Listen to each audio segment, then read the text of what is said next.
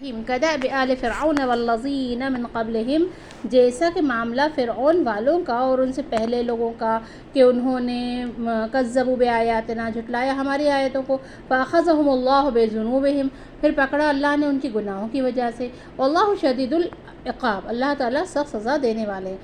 قل للذین کفروا ستغلبون وتحشرون الی جہنم، قل آپ کہیے، آپ فرما دیجئے، ستغلبون ان قریب تم مغلوب کیے جاؤ گے، وتحشرون اور اکٹھا کیے جاؤ گے، الی جہنم دوزخ کی طرف، وبئس المہاد اور وہ برا ٹھکانہ ہے۔ فرعون کا حشر یعنی فرمایا اس میں یہاں سے دیکھیے کہ حضور صلی اللہ علیہ وسلم نے یہود کو فرمایا کہ تم حق کو قبول کر لو اور ورنہ جو حال قریش کا ہوا وہ تمہارا ہوگا۔ کہنے لگے اے محمد صلی اللہ علیہ وسلم اس دھوکے میں نہ رہیے کہ تم نے قریش کے چند تجربے کاروں پر فتح حاصل کر لی، ہم سے مقابلہ ہو تو پتہ لگ جائے گا۔ پھر آدمی ہیں اس پر یہ آیتیں نازل ہوئیں کہ بعض کہتے ہیں کہ بدر کی فتح دیکھ یہود کچھ تصدیق کی طرف مائل ہونے لگے، پھر کہا کہ جلدی مت کرو، دیکھو آئندہ کیا ہوتا ہے۔ دوسرے سال احد کی عارضی دیکھ کر ان کے دل سخت ہو گئے اور حوصلے بڑھ گئے، اور حتیٰ کہ عہد شکنی کر کے مسلمانوں سے لڑائی کا سامان کیا، اور کعب بن اشرف 60 سواروں کے ساتھ مکہ معظمہ جا کر ابو سفیان وغیرہ سرداروں اور قریش سے ملا اور کہا کہ ہم تم ایک ہیں، متحدہ معاذ قائم کر کے محمد صلی اللہ علیہ وسلم کا مقابلہ کرنا چاہیے۔ اس آیت پر یہ آیت نازل ہوئی، واللہ عالم۔ بہرحال تھوڑے ہی دنوں کے بعد خدا نے دکھلا دیا کہ جزیرۃ العرب میں مشرک کا نام نہ رہا۔ قریظہ کے بعد عہد یہود تلوار کے گھاٹ اتار دیے گئے، بنی نذیر ضلع وطن ہوئے، نجران کے عیسائیوں نے ذلیل ہو کر سالانہ جزیہ دینا قبول کیا، اور تقریباً 1000 سال تک دنیا کی بڑی بڑی مغرور متکبر قومیں مسلمانوں کی بلندی و برتری کا اعتراف کرتی رہیں، فالحمدللہ علی ذالک۔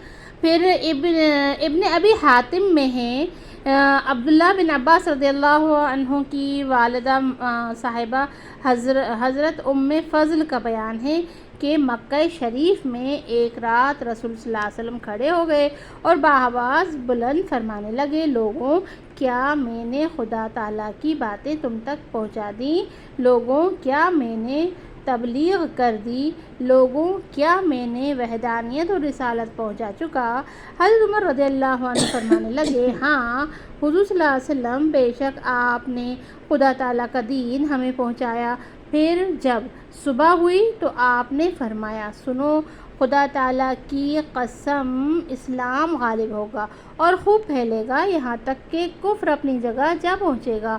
مسلمان اسلام کو لے کر سمندروں کو چیرتے پھاڑتے نکل جائیں گے اور اسلام کی اشاعت کریں گے۔ یاد رکھو وہ زمانہ بھی آنے والا ہے کہ لوگ قرآن کو سیکھیں گے، پڑھیں گے، پھر تکبر، بڑائی اور خود بینی کے طور پر کہنے لگیں گے کہ ہم قاری ہیں، ہم عالم ہیں، کون ہے جو ہم سے بڑھ چڑھ کر ہو۔ قد كان لكم آية في فئتين التقتا فئة تقاتل في سبيل الله وأخرى كافرة يرونهم مثلهم رأي العين، بے شک تمہارے لیے بڑا نمونہ گروہ میں سے جو کہ باہم ایک دوسرے کے مقابل ہوئے تھے، ایک گروہ تو اللہ تعالیٰ کی راہ میں لڑتے تھے، دوسرا گروہ کافر لوگ تھے۔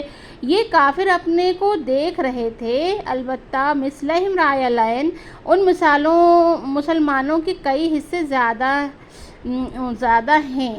واللہ یؤید بنصرہ من یشاء، اللہ تعالیٰ اپنی مدد جس کو چاہتا ہے فرماتا ہے۔ ان فی ذلک لعبرہ، اس میں بہت بڑی نشانی ہے، لأولی الابصار، عقل مندوں کے لیے۔ یہ کب کا واقعہ ہے؟ یہ آپ کا ہے غزوہ بدر کا۔ ایک مرتبہ قریش کا ایک بہت بڑا تجارتی قافلہ ملک شام سے آ رہا تھا، حضرت صلی اللہ علیہ وسلم کو اس کی اطلاع ہوئی۔ 12 رمضان المبارک سن ہجری 6 کو 313 صحابہ، مہاجرین، انصار کی ایک جماعت جس میں 77 مہاجر اور 236 انصار تھے ساتھ لے کر مقابلے کے لیے خود نفس بنفیس رسول صلی اللہ علیہ وسلم تشریف لے لیے۔ ادھر قریشی قافلے کے سردار کو اس کی اطلاع ہو گئی، اس لیے قافلے نے اس راستے کو چھوڑ کر دوسرا راستہ اختیار کیا اور ساتھ ہی ایک سوار کو مکے کی طرف دوڑا دیا۔ قریش اپنی پوری طاقت کے ساتھ موقع پر پہنچے اور اپنے تجارتی قافلے کی حفاظت کرے۔ قریش پہلے ہی سے مسلمانوں کے منصوبے بے گانٹ رہے تھے۔ اس خبر کا مکے میں پہنچنا تھا کہ فوراً قریب 1000 نوجوانوں کا ایک لشکر جس میں 700 اونٹ 100 گھوڑے سوار تھے اور قریش کے بڑے بڑے سردار اور سب شریک تھے مسلمانوں کے مقابلے کے لیے روانہ ہو گئے۔ رسول صلی اللہ علیہ وسلم کو جب اس کی اطلاع پہنچی تو آپ نے صحابہ سے مشورہ فرمایا کہ تمام صحابہ نے اپنی جان و مال کو پیش کر دیا۔ اس پر آپ نے رسول صلی اللہ علیہ وسلم کو جب اس کی اطلاع پہنچی تو آپ نے صحابہ سے مشورہ کیا، تمام صحابہ نے جان و مال کو پیش کر دیا۔ اس پر آپ نے مسلمانوں کو آگے بڑھنے کا حکم دیا۔ بدر کے قریب پہنچنے پر معلوم ہوا کہ ابو سفیان سردار قافلہ تو اپنے تجارتی قافلے کو لے کر نکل گیا اور قریش کا ایک بڑا لشکر اسی میدان بدر کے دوسرے کنارے پر آ پہنچا۔ قافلے کے نکل جانے کے بعد بھی ابو جہل سردار مکہ نے قریش کو یہی مشورہ دیا کہ اب مسلمانوں سے جنگ کو متولی نہ کیا جائے۔ مقام عبرت ان فی ذلک لعبرہ، کفار تقریباً 1000 تھے جن کے پاس 700 اونٹ اور 100 گھوڑے تھے۔ دوسری طرف مسلمان مجاہدین 300 سے کچھ اوپر تھے جن کے پاس کل 70 اونٹ اور 2 گھوڑے اور 6 سرہیں اور 8 تلواریں تھیں۔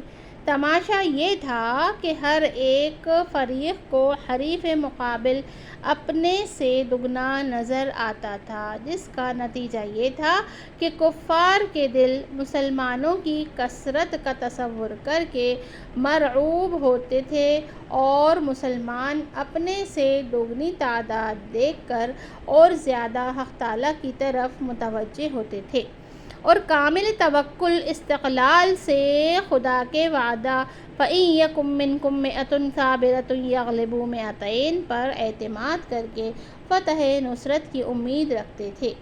اگر ان کی پوری تعداد جو تگنی تھی منکشف ہوتی تو ممکن تھا کہ خوف طاری ہو جاتا اور یہ فریقین کا دگنی تعداد دیکھنا بعض احوال